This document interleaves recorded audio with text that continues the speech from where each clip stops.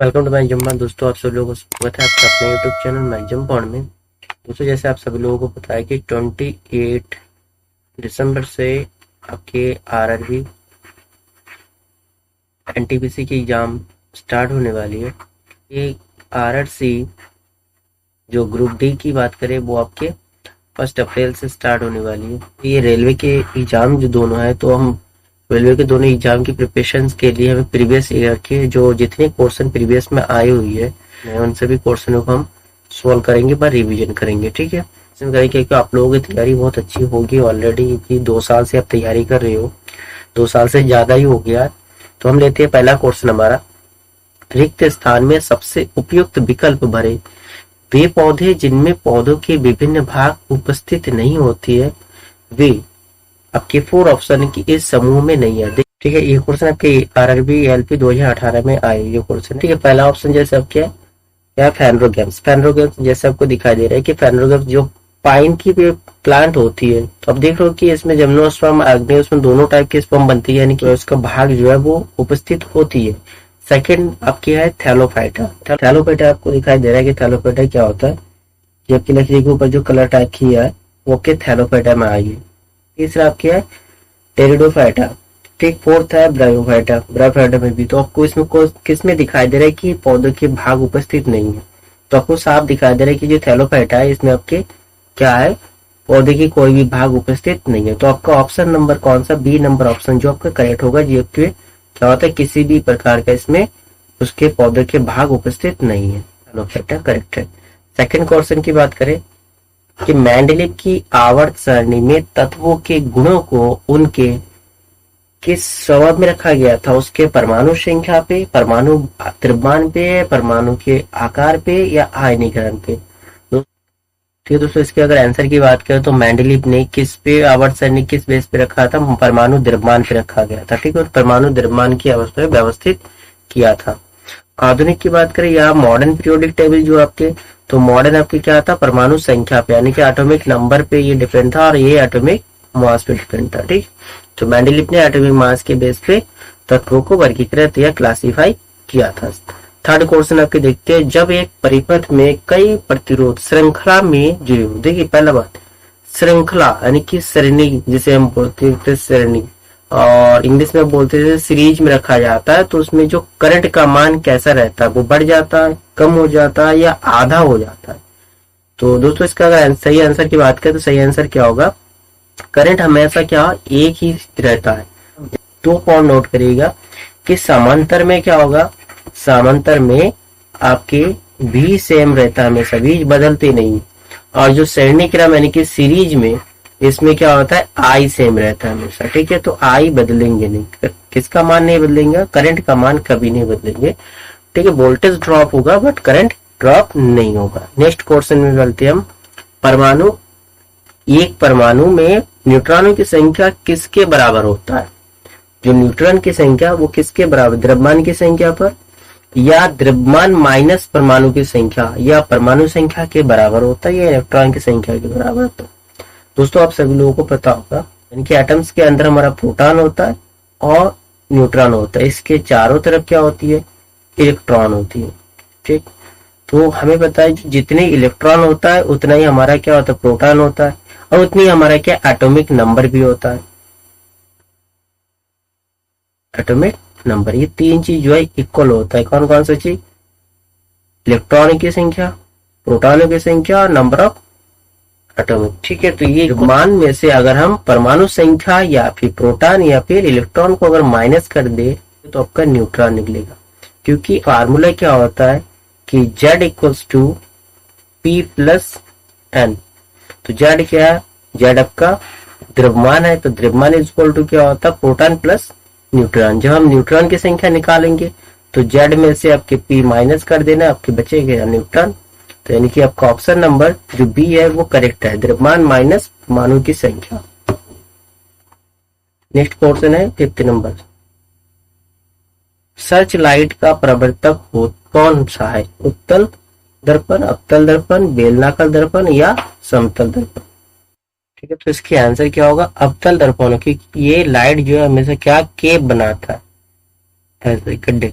तो ये गड्ढा वाला कौन सा होता है, अवतल दर्पण का ही होता है। अगर उठा हुआ वाला जिसमें अंदर की तरफ क्लाई की होता है वो उत्तल होता है, तो उत्तल नहीं होगा, क्या होगा, अवतल होगा। ठीक है, तो सर्च लाइट में हमेशा अवतल दर्पण जो है परावर्तक होता है। ठीक, नेक्स्ट क्वेश्चन नंबर 6 की बात करते हैं। पानी को ब्लीचिंग पाउडर में मिलाने पर कौन सी गैस निकलती है। पानी को ब्लीचिंग पाउडर में मिलाना है, तो पानी हमारा यानी कि वाटर H2O को हमें किसके साथ मिलाना है, ब्लीचिंग पाउडर यानी कि CaOCl2 इसके साथ मिलाने पर आपके कौन सी गैस बनेंगे। ठीक है, तो आपको पता है कि पानी को जैसे ब्लीचिंग पाउडर के साथ मिलाने हैं तो आपका ये तो बनता है क्या, CaOH का होल्ट है, यानी कि आपके क्या बन रहा है, calcium hydroxide plus chlorine gas बन रहा है। कौन सी गैस निकल रहा है, क्लोरीन गैस निकल रहा है। तो आपको ऑप्शन कौन है, ऑप्शन नंबर डी आपके करेक्ट आंसर होगा। कौन सी गैस निकलेंगे, क्लोरीन गैस निकलेंगे। नेक्स्ट क्वेश्चन नंबर 7 में चलते हैं। निम्नलिखित में से किस अभिक्रिया द्वारा उच्च प्रतिक्रिया वाली धातुओं का निष्कासन होता है। उच्च प्रतिक्रिया यानी कि हाई रिएक्टिव, ठीक, हाई रिएक्टिव वाले क्या करना है, धातुओं का निष्कासन होता है। किसमें होगा, आपको पता है क्या, इलेक्ट्रोलाइसिस जो होता है, इलेक्ट्रोलाइसिस ठीक उच्च प्रतिक्रिया वाली धातुओं का निष्कासन करने की एक अभिक्रिया है इलेक्ट्रोलाइसिस। अब क्वेश्चन नंबर 8 में चलती है। अलैंगिक प्रजनन लैंगिक प्रजनन से भिन्न है। अलैंगिक प्रजनन में युग्मक पैदा होती है, यानी कि जिसे हम जायगोट बोलती है, वंश विविधताओं को दर्शाता है, या नए जीव जनक माता पिता के समान होती है। सर क्या अलैंगिक प्रजनन में क्या होगा, जो नया जीव जो जनक होता है वो माता पिता के समान होगा, माता पिता के समान होता है।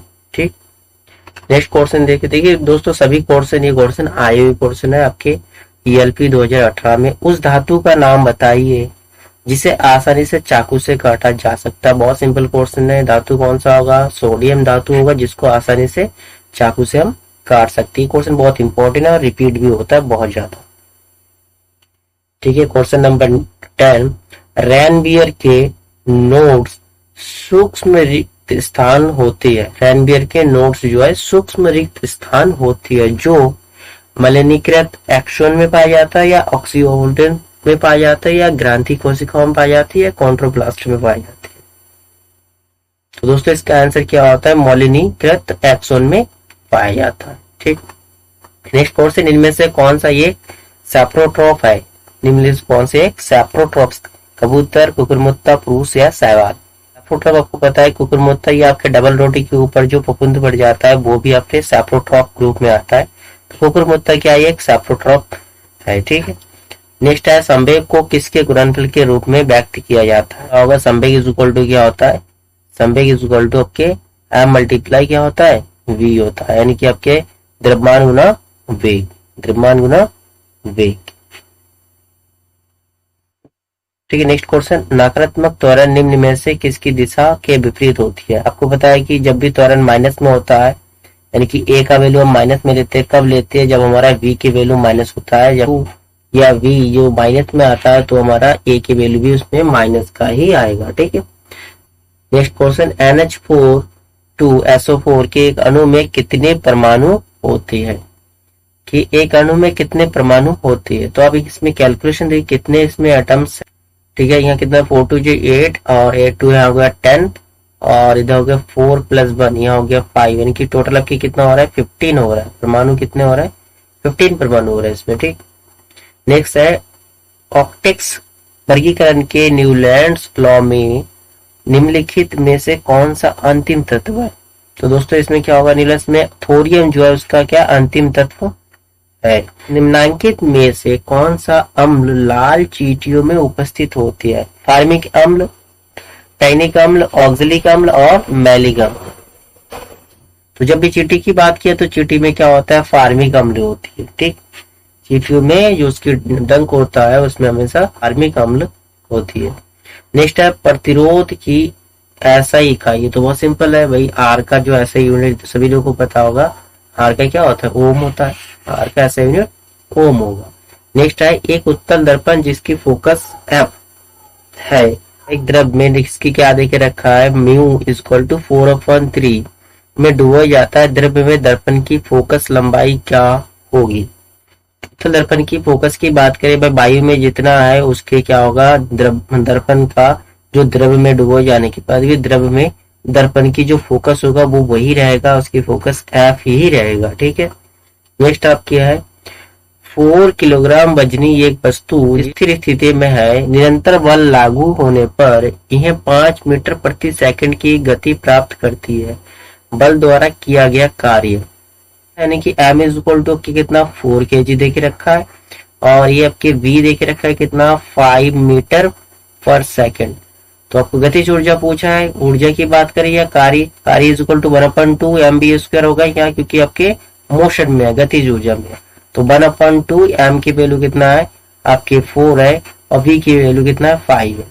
तो 5 का स्क्वायर 2 2 जो कितना होगा 4 हो गया, 2 से 2 2 जो 4 हो गया आपके 2 मल्टीप्लाई 5 का स्क्वायर 25 25 2 या यानी कि 50 हो रहा है, 50 जो जूल होगा वो कार्य हो जाएंगे। ठीक, तो आपका ऑप्शन नंबर बी होगा, 50 जूल जो होगा कार्य होगा। निम्नलिखित में से किसने रासायनिक संयोजन के 2 महत्वपूर्ण नियमों की स्थापना करके रासायनिक विज्ञान की नींव रखी? ये तो सबको पता होगा, लेवोजियर ने किया था। ठीक है। क्वेश्चन नंबर 21, यदि आप एक दर्पण में देखते हैं और पाते हैं कि छवि आपका परावर्तन आपसे छोटा है तो दर्पण क्या होगा? पता होगा ये छोटा पिन किस में बनता है, उत्तल में हमेशा छोटा बनता है। तो उत्तल में क्या होता है, जो उठा हुआ जो तल होता है इसके साइड में अंदर की तरफ कलर किया होता है, तो इसमें जो भी इमेज बनता है वो क्या होता है छोटा होगा। जबकि हम दर्पण की बात करें तो अवतल में इमेज क्या होता है बड़ा होता है। जैसे कि आपने देखा होगा नाई के दुकान पे जो होता है जो दर्पण लगाया जाता है वो क्या होता है अवतल दर्पण लगाया जाता है। जबकि आप देखते हैं कि अब आपकी मोटरसाइकिल या गाड़ी जो आपके वाहन होता है, वाहन में जो दर्पण लगाया जाता है वो उत्तल लगाया जाता है। उसके हाथ लगा के देखोगे जो वाहनों में होता है उसके जो दर्पण होता है वो बीच में उठा हुआ होता है, और जो आपके नाई के दुकान पे होता है वो क्या होता है बीच में थोड़ा गड्ढा होता है, इसमें आपकी इमेज बड़े बड़े दिखती है। ठीक। नेक्स्ट क्वेश्चन नंबर 22, खाद्य पदार्थों में दुर्गंध आने मुख्य कारण वसा और तेलों का क्या होता है? शोधन होता है, ऑक्सीकरण होता है, अवकरण होता है, हाइड्रोलिसिस होता है। उससे सबको पता होगा कि ये ऑक्सीकरण के कारण होता है। क्या होता है? ऑक्सीकरण होता है। इसी से एक क्वेश्चन बनता है, जैसे कि आपने देखा होगा चिप्स वगैरह की पैकेट जो है उसमें हवा क्यों भरती है? क्योंकि ऑक्सीकरण से बचाने के लिए उसमें क्या हवा भरा जाता है। कौन सी वो हवा कौन सी होता है? नाइट्रोजन, यानी कि आपके N2 जो है वो भरा जाता है। वो आपके चिप्स या आलू के चिप्स वगैरह जो होता है उसके पैकेट में N2 यानी कि नाइट्रोजन भर के रखा जाता है, जिससे कि ऑक्सीकरण ना हो पाए। नेक्स्ट क्वेश्चन आपका 23, निम्नलिखित में से कौन बढ़ते भ्रूण के लिए पोषक ऊतक का कार्य करता है? विजन, एंडोस्पर्म, इग्नोस या अंडाशय? क्या होगा? ग्रोथ की बात करें तो ग्रोथ हमके क्या है एंडोस्पर्म में होगा। ठीक है। नेक्स्ट क्वेश्चन आपके 24 नंबर, 20 सेंटीमीटर की वक्रता त्रिज्या वाले एक अवतल दर्पण की फोकस दूरी, तो आपके यहाँ क्या देख रखा है R देख रखा है 20। आपसे क्या पूछा गया कि F कितना होगा? तो दोस्तों आपको पता है R इज इक्वल टू क्या होता है F/2 होता है। ठीक, तो R इज इक्वल टू आपकी क्या हो जाएगा 20/2। अब काटोगे आपकी कितना होगा 10 सेंटीमीटर आपकी क्या हो जाएगा फोकस दूरी। ठीक, तो आपके ऑप्शन नंबर कौन सा आ रहा है? डी नंबर ऑप्शन आपके करेक्ट है।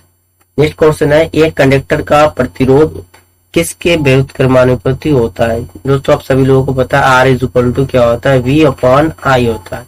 एक तो करंट के व्युत्क्रमानुपाती हो गया और वोल्टेज के समानुपाती हो गया।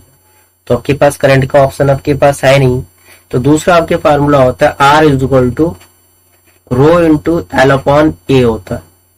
यानी कि जो प्रतिरोध होता है वो आपके अनुप्रस्थ काट की जो लंबाई होता है उसके तो समानुपाती होता है, लेकिन उसके जो क्षेत्रफल होता है अनुप्रस्थ काट के क्षेत्रफल का व्युत्क्रमानुपाती होता है। किसके? उसके क्षेत्रफल के व्युत्क्रमानुपाती होता है। तो अनुप्रस्थ भाग का जो क्षेत्रफल होता है उसके व्युत्क्रमानुपाती क्या होता है? कंडक्टर का प्रतिरोध होता है। नेक्स्ट क्वेश्चन आपके, थायरॉक्साइन के संश्लेषण के लिए निम्नलिखित में से क्या आवश्यक है? पोटेशियम, सोडियम, कैल्शियम या आयोडीन? थायराइड जो ग्लैंड है वो भी आपके आयोडीन पे डिपेंड होता है, या ये आपके थायरॉक्साइन जो संश्लेषण है वो भी आपके किस पे डिपेंड होगा? आयोडीन पे ही डिपेंड होगा। ठीक है, तो इसका ऑप्शन क्या होगा? आयोडीन होगा। ठीक, नेक्स्ट आप क्या है, एक पौधे के तने या जड़ का घेरा किस कारण बढ़ता है? लेटरल मेरिस्टेम या इंटरकैलरी मेरिस्टेम, एक्स्ट्रा मेरिस्टेम या एपिकल? उसके जो घेरा बढ़ना, जैसे कि आपके वो गन्ने वाले देखे होंगे कि जो आपके गन्ना होता है, ये पहला हो गया, इस तरह से आपके अलग अलग क्या होता है उसके घेरे होता है इस तरह से। तो इसको क्या होता है लैटरल, इसके ये लंबाई बढ़ना जिसे बोलते हैं, तो लैटरल मेरिस्टेम होता है। एपिकल जो सबसे ऊपर वाले हिस्सा होता है, जो सबसे जिसमें मुलायम होता है, वो आपके एपिकल मेरिस्टेम हो गया। ठीक है, आगे नेक्स्ट क्वेश्चन है आपके निम्नलिखित में से कौन सी धातु कैरोसिन तेल में संग्रहित की जाती है। ये भी बहुत सिंपल क्वेश्चन है, सोडियम धातु को कैरोसिन में रखा जाता है। नेक्स्ट क्वेश्चन आपके सेल्सियस से केल्विन पर तापमान को बदलने के लिए आपको निम्न में से क्या करना पड़ता है। आपको सेल्सियस में क्या होता है 1 से लेकर 100 तक का यूनिट होता है। ठीक है, केल्विन में क्या होता है, केल्विन में आपके 273 से शुरू होता है 373 तक होता है। तो यानी कि आपको दिखाई दे रहा है कितना आपकी एक की वैल्यू है वो 273 के बराबर है। यानी कि आपको क्या करना पड़ेगा, अगर एक में 273 अगर हमने उसमें जोड़ दिया तो हमारा सेल्सियस स्केल से हम केल्विन स्केल में बदल सकते हैं। यानी कि 273 आपको जोड़ना पड़ेगा, option number B. Next question में चलते हैं 30 नंबर। 2 kg की एक द्रव्यमान वाली वस्तु की ओर 20 मीटर पर सेकंड के प्रारंभिक वेग से फेंकी जाती है, 2 सेकंड बाद उसकी गतिज ऊर्जा कितनी होगी। देख रखा है m इज इक्वल टू क्या है 2 kg हो। प्रारंभिक वेग यानी कि आपकी u क्या देख रखा है, u इक्वल्स टू आपकी है 20 मीटर पर सेकंड। आपकी time t is equal to 2 second और g की वैल्यू देखे रखा है आपके g इक्वल्स टू 10 मीटर पर सेकंड स्क्वायर। देखिए दोस्तों, कोई चीज अगर फेंका जाता है तो उसमें धीरे धीरे क्या होगा, गति कम हो जाएगा। यानी कि v हमें सॉल्व करना है, तो गति के जो आपके कौन सा फार्मूला, आपके फार्मूला आ जाएगा v इक्वल टू क्या होता है u प्लस ए टी। तो u प्लस के ना आगे की गति धीरे धीरे कम हो जाएगा, तो क्या होगा v equal to u minus A T की जगह आपके जी टी हो जाएगा। ठीक, स्क्वायर नहीं होगा, सॉरी। तो v की वैल्यू आपको सॉल्व करना है, क्योंकि आपके kinetic energy k is equal to क्या होता है 1/2 mv स्क्वायर। ठीक, तो आपके v q की वैल्यू हो गया 20 माइनस g की वैल्यू 10 और t की वैल्यू 2, यानी कि v इज इक्वल टू 20, यहाँ भी 20 हो जाएगा, तो v इज इक्वल टू कितना आ गया 0। तो अब इस फार्मूले में आप पुट कर दो, क्या आ जाएगा 1/2 m की वैल्यू 2 और b की वैल्यू क्या है 0 का स्क्वायर। तो आपको टोटली आंसर क्या आ रहा है 0 आ जाएगा, यानी कि गतिज ऊर्जा आपकी क्या आ जाएगा 0। ऑप्शन नंबर बी आपके करेक्ट 0 जूल आ जाएगा। देखते हैं निम्नलिखित में से कौन सा प्रकृति में कभी अकेले नहीं होता, कभी भी अकेले नहीं होता है, जड़त्व, संवेग, बल या वेग। दोस्तों आपने पढ़ा होगा न्यूटन के गति के नियम, जो पहला नियम होता है जड़त्व का नियम यह है कि कोई वस्तु जिस अवस्था में है वो उसी अवस्था में ही रहेगा जब तक कि उसमें कोई बाहरी बल ना लगा जाए। यानी कि पहला ऑप्शन जो आपका करेक्ट आंसर का, प्रकृति में कभी भी अकेले नहीं होता है। नेक्स्ट क्वेश्चन, निम्नलिखित गैसों में कौन सी गैस बायोगैस संयंत्र में उत्पन्न नहीं होता है। कार्बन मोनोऑक्साइड यानी कि CO यानी H2S, sulphur dioxide CH4, methane और CO2 यानी कि कार्बन डाइऑक्साइड। इसमें बायोगैस में कौन सा गैस इसमें उत्पन्न नहीं होता है। दोस्तों आप सभी को पता है कि कार्बन मोनोऑक्साइड जो डेंजर है ये तो बनेगा ही नहीं कभी। ठीक है, नेक्स्ट आप क्या है, क्लोरीन गैस का उपयोग निम्नलिखित में से किसके निर्माण में किया जाता है। अभी इसका हमने एक रिएक्शन किया था, किसके लिए, ब्लीचिंग पाउडर बनाने के लिए क्लोरीन गैस का उपयोग जाता है। क्वेश्चन नंबर आपके 4 या 5th नंबर क्वेश्चन था, जब क्लोरीन गैस को रिएक्शन कराएंगे कैल्शियम हाइड्रोक्साइड के साथ तो हमारा बनेगा ब्लीचिंग पाउडर CaOCl2 प्लस का आपका वाटर बन जाएगा। ठीक है, नेक्स्ट क्वेश्चन आपके, यदि क्रिप्टॉन की परमाणु संख्या 36 है तो उसकी इलेक्ट्रॉनिक विन्यास होगा। तो आपके फार्मूला क्या होता है 2n² ना, उस बेस पे से करो क्या होगा 2 8 आपके 10 हो गया और आपकी फिर क्या होगा 18, कितना होगा आपके 2 8 18 आपके हो गया 28 और प्लस का 8, ये आपका ऑप्शन है 2 8 18 8 2 8, option number B okay correct है। क्रिप्टॉन का इलेक्ट्रॉनिक विन्यास 2 8 18 8। नंबर 35, धातु ये अम्लों के साथ अभिक्रिया द्वारा उत्पन्न होता है। धातु जो है अम्ल के साथ, जब भी किसी धातु को अम्ल के साथ रिएक्शन कराओगे तो क्या बनेगा, लवण तथा हाइड्रोजन। तो की बात करते हैं, हमने अगर सोडियम के साथ किसी एसिड के HCl का हम रिएक्शन कराते हैं, ठीक है, ये आपकी क्या है धातु है और HCl आपकी क्या है एसिड है, अम्ल है। तो ये आपके धातु हो गया, ये आपके अम्ल हो गया। तो हम रिएक्शन कराते आपको देख रहा है कि NaCl बन जाएगा, ठीक है, NaCl बन रहा है। तो NaCl आपको पता है साधारण नमक है, प्लस का आपके हाइड्रोजन गैस बन जाएगा, ठीक है। आपके यहाँ 2 से मल्टीप्लाई करेंगे, यहाँ 2 से मल्टीप्लाई करेंगे, 2NaCl बन गया और Cl2 आपकी क्या लवण हो गया और ये आपके गैस हो गया, ठीक, हाइड्रोजन गैस। तो ऑप्शन नंबर सी आपका करेक्ट आंसर, लवण और हाइड्रोजन गैस बनता है। क्वेश्चन नंबर 36, यदि किसको शामिल हो तो और भी अधिक वीरता उत्पन्न हो जाती है। किससे? अगर क्या है, लैंगिक प्रजनन शामिल हो, लैंगिक प्रजनन अगर शामिल हो तो और भी अधिकता उत्पन्न हो जाएगी। नेक्स्ट क्वेश्चन है, एम कक्ष में शामिल हो सकने वाले इलेक्ट्रॉनों की अधिकतम संख्या क्या होगा? जस्ट अभी हमने किया KLMN, ठीक है, 2, 8, 18 और कितना होता है आपके 50। तो M में अधिकतम कितना हो सकता है? 18 हो सकता है, ठीक। नेक्स्ट है, स्वाद का पता लगाने के लिए अभिग्राहक को क्या कहते हैं? संवेदिक अभिग्राहक, रासायनिक अभिग्राहक, घन अभिग्राहक और रसोदी अभिग्राहक। सिंपल सी है, डी नंबर आपके रसोदी अभिग्राहक बोला जाएगा आपको स्वाद का। क्वेश्चन नंबर 39, सार्वभौमिक गुरुत्वाकर्षण कांटेक्ट G के मूल्य की खोज किसके द्वारा की गई? किसके द्वारा की? हेनरी के द्वारा की। भाई मिस्टर हेनरी कैवेंडिश ने किया था G के वैल्यू का खोज। नेक्स्ट है 40 नंबर, निम्नलिखित में से कौन सा एक अम्ल का गुण नहीं है? अम्ल का स्वाद खट्टा होता है, जी भाई ये करेक्ट है। अम्ल का स्वाद कड़वा होता है, गलत है। अम्ल क्षार के साथ मिलकर लवण बनाती है, ये भी सही है। अम्ल नीले लिटमस को लाल बना देती है, ये भी सही है। यानी कि ऑप्शन नंबर आपका बी जो अम्ल का एक गुण नहीं है। 41, इनमें से किस अभिक्रिया में लोहे को जंग की एक कोटिंग द्वारा संरक्षित किया जाता है? ये तो मैक्सिमम लोगों को पता होगा, क्या गैल्वेनाइजेशन से क्या लोहे के में क्या जस्ते की कोटिंग चढ़ाया जाता है। आगे, ऊपर उठाए गए हथौड़े के पास क्या होगा? गतिज ऊर्जा, मांसपेशी ऊर्जा, यांत्रिक ऊर्जा या स्थितिज ऊर्जा? उठाने की बात करें यानी कि किसी पोजीशन में है, यानी कि ड्यू टू पोजीशन जो भी एनर्जी उत्पन्न होता है उसको हम क्या बोलते हैं? स्थितिज ऊर्जा। स्थितिज ऊर्जा यानी कि पोटेंशियल एनर्जी। तो क्या होगा इसमें? हथौड़े को अगर उठा लिया तो उसको हम क्या बोलेंगे? उसमें हम स्थितिज ऊर्जा को स्टोर कर लिया जाता है।